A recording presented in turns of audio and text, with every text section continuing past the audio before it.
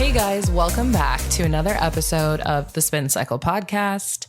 Today we're going to be talking about lots of influencer drama taking over TikTok right now. But first, I have a quick update from last week's episode on Diddy's federal trial. Last week, he had his official trial date set for May 5th. And ahead of that hearing where they set the trial date, his mother released a statement through his lawyers saying, quote, "I come to you today as a mother that is devastated and profoundly saddened by the allegations made against my son, Sean Combs. It is heartbreaking to see my son judged not for the truth, but for a narrative created out of lies. To bear witness what seems to be like a public lynching of my son before he has had the opportunity to prove his innocence is a pain too unbearable to put into words. Like every human being, my son deserves to have his day in court, to finally share his side and to prove his innocence." Which I'm gonna pause there to just say, like, this is such a boy mom thing, and I'm so sick of the parents of men who are accused of doing terrible things to people coming out and being like, actually my son's the victim and this is all lies. It's like, how can you be so self-involved to where you can't see that there are other parents whose children have been abused and violated and taken advantage of by your son, and that they're the real victims. Then she goes on to say, "I am not here to portray my son as perfect because he is not. He has made mistakes in his past, as we all have. My son may not have been entirely truthful about certain things, such as denying he has ever gotten violent with an ex-girlfriend when the hotel's surveillance showed otherwise. Sometimes the truth and a lie become so closely intertwined that it becomes terrifying to admit one part of the story, especially when that truth is outside the norm or is too complicated to be believed." Like, I can't with that. Then she says, God, that pissed me off. "This is why I believe my son's civil legal team opted to settle the ex-girlfriend's lawsuit instead of contesting it until the end, resulting in a ricochet effect as the federal government used this decision against my son by interpreting it as an admission of guilt." I'm going to pause again. And I'm going to say that, like, the federal investigators don't get shit wrong. Like, if you followed the Jen Shah case at all, like, it's widely known that this, like, legal team and these investigators for the federal government, I don't know if this is, like, the Department of Homeland Security, like it was with Jen Shah when she was scamming the elderly, or if this is an entirely different, like, division or branch or whatever. But regardless, federal investigators, like, they don't try a case if it's not locked the fuck in, if they aren't, like, totally sure. Their success rate in prosecuting cases is, like, almost 100%. So she sounds ignorant. And then finally she finishes by saying, "It is important to recognize that none of us, regardless of our status, are immune to fear or mistakes. Not being entirely straightforward about one issue does not mean my son is guilty of the repulsive allegations and the grave charges leveled against him. Many individuals who were wrongfully convicted and later exonerated had their freedom taken from them not because they were guilty of the crimes they were accused of, but because they didn't fit the image of what society considers to be a, quote, good person," end quote. "History has showed us how individuals can be wrongfully convicted due to their past actions or mistakes." So that's her entire statement. She's just like, yeah, my son beat the fuck up his ex-girlfriend. Yeah, we saw that. But that doesn't mean that he's guilty of all these sex crimes. But it's like, well, it kind of does. It shows that he's a liar. And it shows that he paid off the security to keep that footage under wraps. It shows a lot of things. And also, like, it's insane to think that all these people are coming forward for some kind of motivation like money. And Cassie literally said in her statements when she, like, filed the lawsuit, she was like, the reason I'm doing this now is because the 10-year statute of limitations is approaching and I feel bad having not come forward with this. So Mrs. Combs, eat shit. Your son sucks and it's probably your fault. So like I mentioned, there's a lot of shit going down in the influencer world right now. TikTok is a great place to go down some rabbit holes if you're feeling like it. So first of all, I want to dive into this like trend that we saw online this past week. Influencers in Florida refusing to evacuate in evacuation zones like for content, which is just bananas. But there were actually several. And so I think the most prominent one, and maybe the one that is the most like recognizable, was Caroline Calloway. And she is like millennial internet famous for kind of being a scammer. I mean, she's got some like she's got some things in common with like Anna Delvey, except for she didn't necessarily rip off banks. She actually ripped off people. So I actually like her less. Anna Delvey ripped off banks and I don't feel sorry for them. So Caroline Calloway, she like calls herself a writer because she's like written some books, but I don't think anybody's read them. And she even got like, was it Vanity Fair, I think, recently did a profile of her, which is insane. But essentially, she is this like millennial influencer who kind of got famous for these like long captions that were kind of like Swiftie-esque, like just like very flowery, almost poetic, like long captions, basically, is like how she gained notoriety. And then she started to like write books, I guess. But she also started this weird like e-commerce business where she sold snake oil, which is so funny because that's like, you know, what people call like a fake product that somebody's selling. Like, oh, they're selling snake oil. But she basically wanted to like sell this skincare product. She calls it snake oil, and like I guess she like never shipped it. She sold it for $75 per 1 ounce bottle, called it the Fountain of Youth, and claimed that it could repair cellular damage to the skin. Alongside this, she also like made one of her books like available for pre-order starting in 2020 and then like didn't ship them.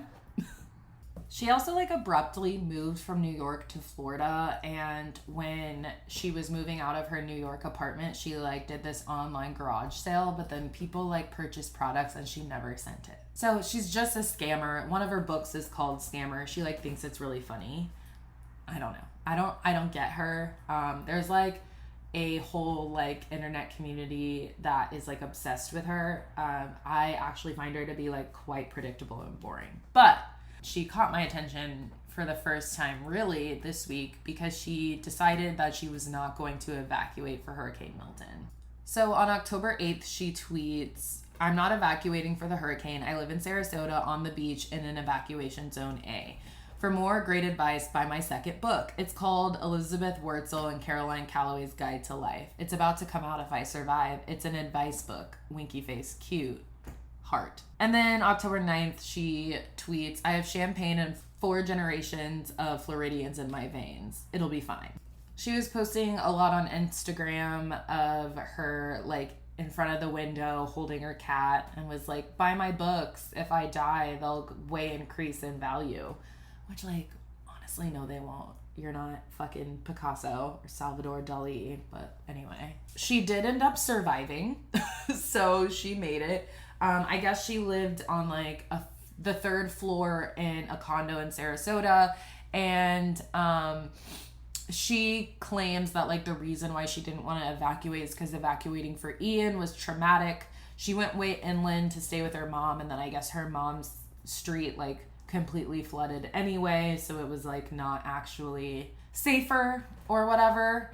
And yeah, I guess she survived, and her condo building did some kind of like, you know, those storm surge things that they do outside buildings. I don't know. I live in tornado country, not hurricane country. So I don't know what they're called, but I guess her condo like did their due diligence, but still insane. And Caroline Calloway is not the only person, not the only individual who did this. Cecily Bachman is an influencer with over 2 million TikTok followers, posted a video earlier this week. She did delete it, but she posted it saying that she was still going to go to Disney World. So there were like all these people that were posting like, wait, should I cancel my Disney vacation? And it's like, yeah, yeah, you should. And so she ended up deleting that and didn't really clarify whether she was staying or leaving or what she was doing, but that caused a lot of uproar. And then there's another TikToker named Mama Jill, I guess, who posted a bunch of videos saying that she had arrived in Disney World in Orlando and didn't know that a hurricane was coming. It said she was remaining in the area because she couldn't get a flight out, which that's just insane. I don't understand how you don't know that there's a hurricane heading towards your destination, your vacation destination. That's crazy, especially as a mom, I'm assuming. I don't know. I assume that people who go to Disney with kids, but I guess that's not always the case, but I guess Disney adults' lives matter, whatever. So then another TikTok person, this person has like 200,000 followers, but I've never heard of her. I can't even remember her name right now, but she amassed a lot of engagement because she posted saying that she wasn't evacuating because her husband built a like solid concrete mansion that's like right on the water and that it's like hurricane proof. So I don't have an update with her. I don't know what happened there. But a concrete mansion. Like go up, diva, I guess. Then like some Twitch streamer with 7 million followers on Instagram named Aiden Ross. I think that guy like streamed with Trump recently or something. Like I think that's why that name's ringing a bell. He said on a live stream he'd give somebody $30,000 if they'd stream the hurricane on the ground in Florida, upping it to $75,000 if the person gets seriously injured. Like, what? So fucked up and not enough money for that. Like, not even close to enough money for that. So that's the hurricane influencer drama. To my knowledge, all these people lived. So that's good, but so stupid. So stupid. So stupid. Don't do that. Okay? Don't do that. Don't get any ideas. Okay, now we have to talk about mom talk, which I haven't mentioned on this season of the podcast. I believe I've talked about it in previous episodes. I definitely have posted a lot about it on Instagram. I actually have a highlight you can go look at on the Spin Cycle Media's Instagram. There's a highlight called Mom Talk, and I think it goes all the way back to November 2022. Okay, so let's talk about present day first. Earlier this year, I believe maybe early September, the show on Hulu, The Secret Lives of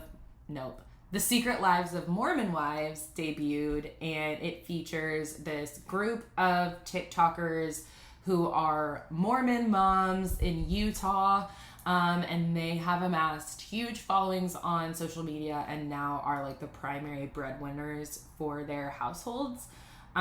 It's like they're all very young moms. So they're like, the youngest is like 21 or something like that. She's like 21 with 3 kids.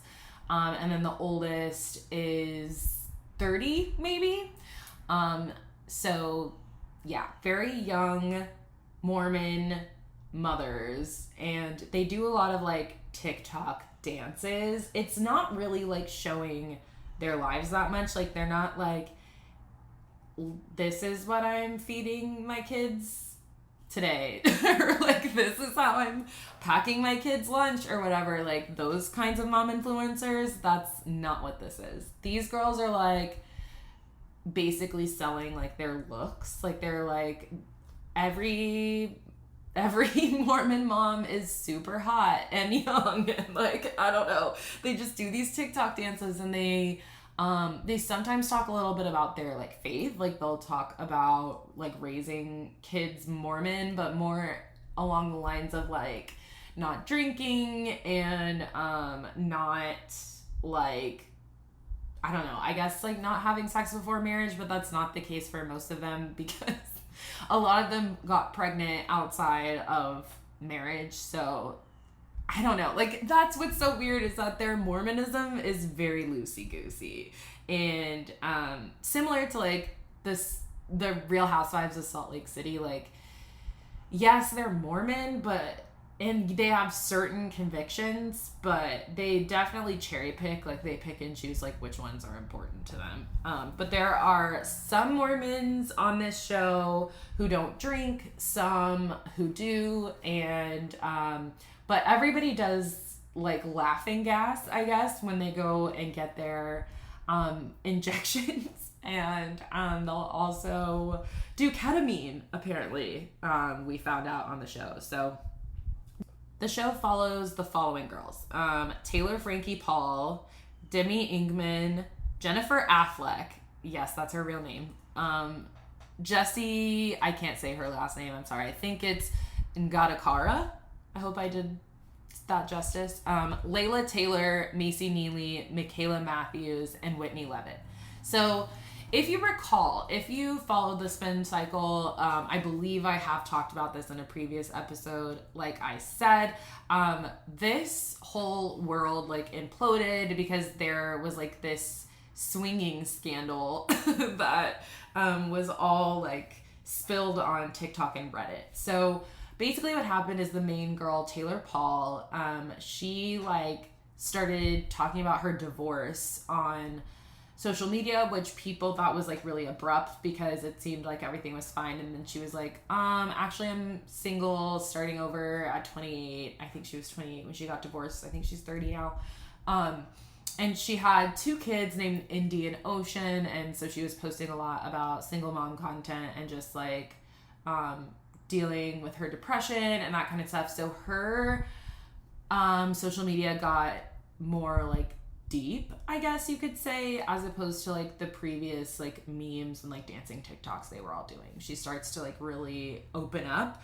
And she opens up about the fact that the reason for her divorce is because of cheating on her part, but says that several of these Mormon couples were involved in like a swinging group. They were quote unquote soft swinging. So meaning that intercourse was against the rules, but you could do anything other than intercourse, and then you also could not like engage outside of like the group soft swinging, if that makes sense. So like you couldn't like go off on your own or like keep secrets, anything like that. It had to be like at these like parties and like cabin weekends they were doing.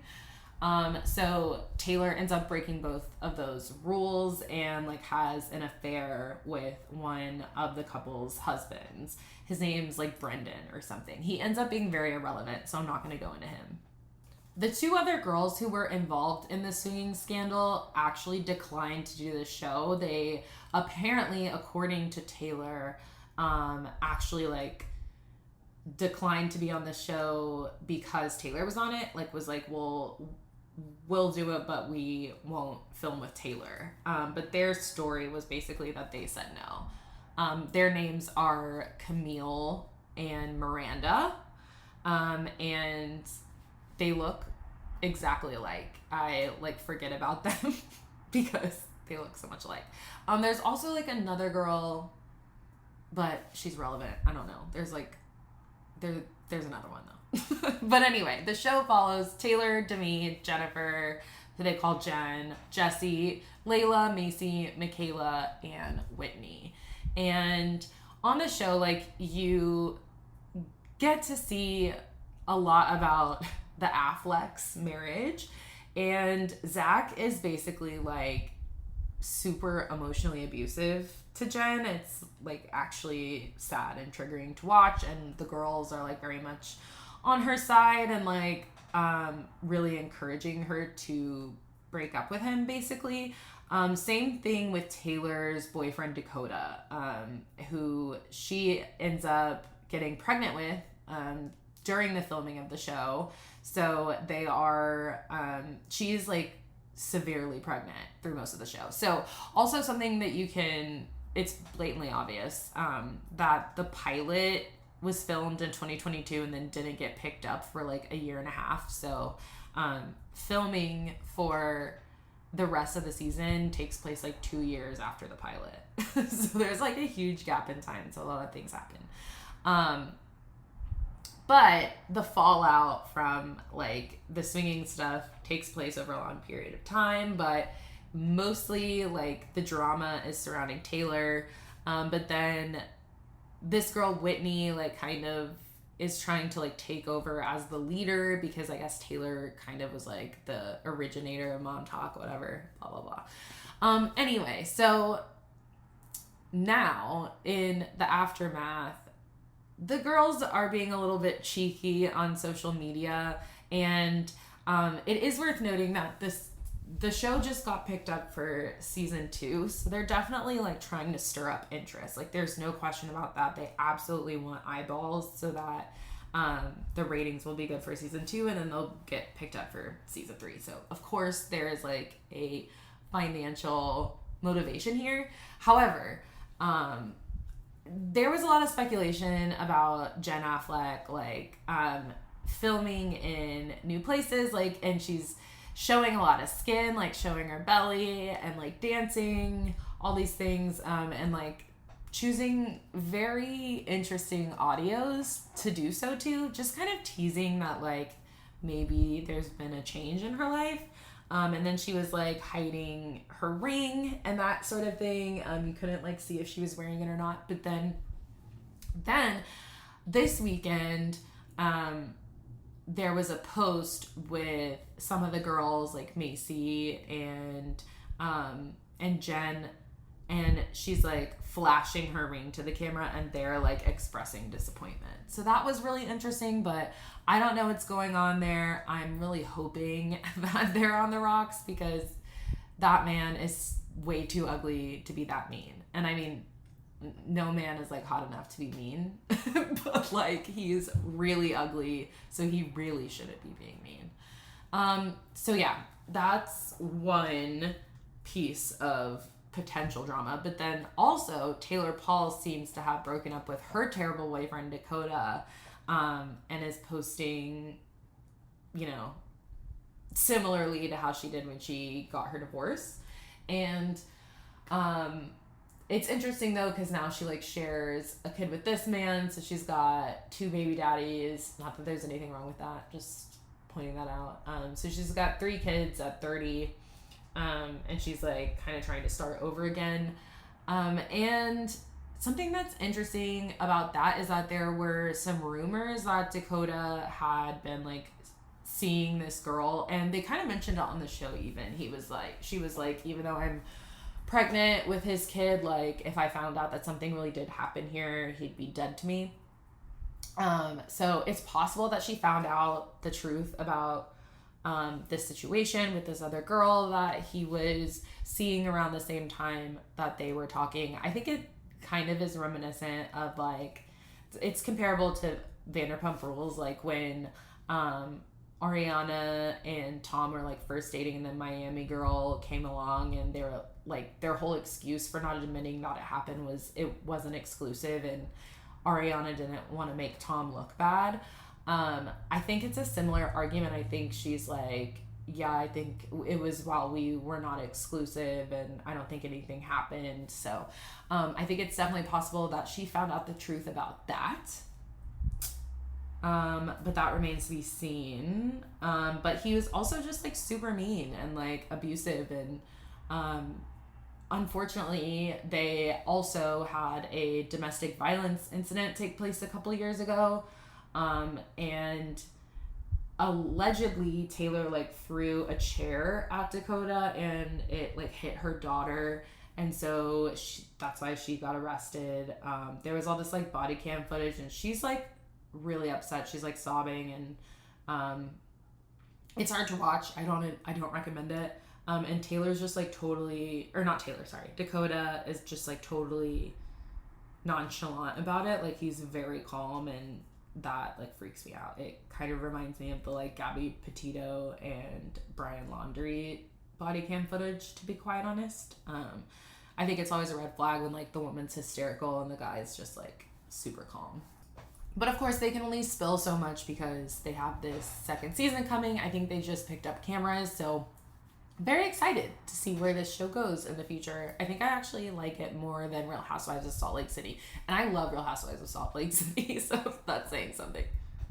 In other weird Utah mom divorce speculation news, one of YouTube's original creators, like one of the OG vlog girlies / I'm assuming she was big on Tumblr because she has that vibe, but I don't know if that's true. But anyway, her name is Aspen Obard. I was introduced to Aspen in maybe 2015 when she first got married to her husband Parker. They were 19 and she wore a flower crown. It was very 2015. It's so funny. But they were like baby children, I guess. Parker was like raised Mormon, but Aspen was not. They did not get married for religious purposes, allegedly. They just like were really young. And then they now have 3 children together. And when Aspen was like giving birth to their 3rd daughter, People magazine published that Aspen had actually filed for divorce from Parker, like mid-labor. Not literally, but you know what I mean. Anyway, so then the baby comes, like they don't really announce it right away.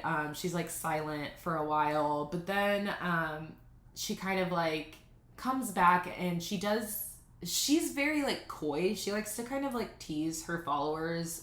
She likes to like not give too much information, but give just enough to where you can kind of put together like an image, I suppose you could say. So she doesn't really address the divorce for a while until like recently, when I think the baby was born maybe, I don't know, April, way earlier this year. You know, the baby's like not a newborn anymore. But anyway, so she like posted about like moving from Utah to California, and people were like, that's interesting, I wonder if Parker's going. Then Parker's like in some videos. They go to Disneyland with his mom. She mentioned something about like smoking weed with his mother, which is so weird. But anyway, so there's all this like all these mixed signals she's sending her followers, and all the while there's like these rampant like Reddit conversations, and that Reddit is a dark place. Some of it is really unhinged and gross. They speculate about a child's health, which is not okay. But it seems like there's somebody in her circle who's like leaking information.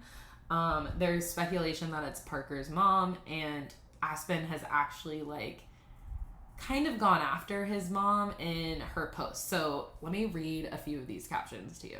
And even though I'm talking shit about the Reddit, I'm thankful for it because they have all the screenshots of her posts, and Homegirl likes to delete her posts. So it's nice that there's evidence that I can go back to.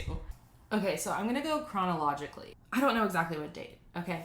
Don't hold me to dates, but sometime in the past week, Aspen posts this video where somebody had asked her a question, and she like shared a video on the comment. It says like, things I'm looking for in my next relationship. And she's like, I don't know if I'm like ever ready to date again, but if I were to date somebody, these are the things that I'm looking for. And she's like, so someone who doesn't lie. I know that seems like an obvious one, but imagine if they lied for like 10 years or something. Like, imagine how crazy.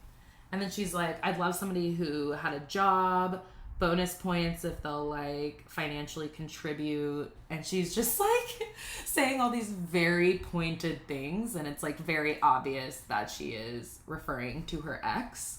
And then she puts like rainbow hearts underneath text on the screen that says things I'm looking for in my next relationship. So then people were like, oh, is he gay? And they're just like going crazy. And then she kind of like answers that, and she's like, okay, he's not gay, and to my knowledge he did not cheat, but there were just some things that everybody knew about that I didn't. And so she's kind of like slowly like dripping this information, all the while somebody who seems like they know this couple are like posting things on Reddit about like intimate details, you know? And it's these certain usernames too, like will pop up and like say things, and they'll have information that the public doesn't have at the time, and then it like turns out to be true. So it's definitely somebody like in their, possibly their family, and whoever it is like does not like Aspen, keeps saying Aspen's crazy, all this stuff. And then they're like, at least the girls have their daddy.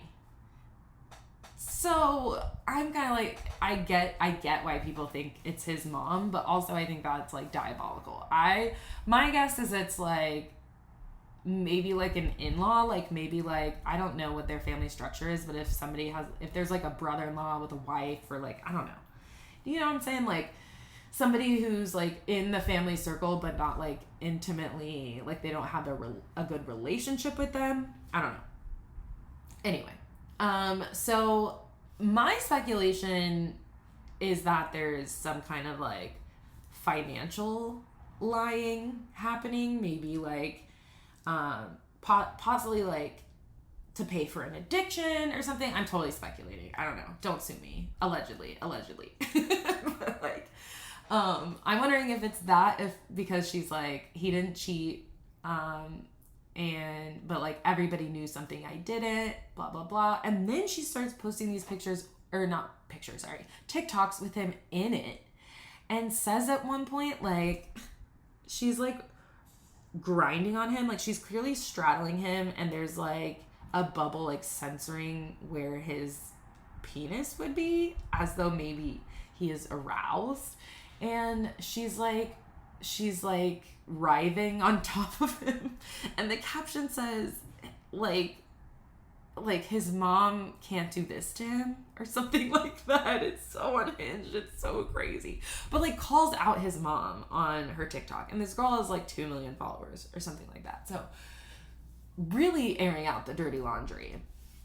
And then she actually posted a video kind of like, I guess you could say, responding to the criticism that like she's not actually being private at all. That like this is not what privacy is.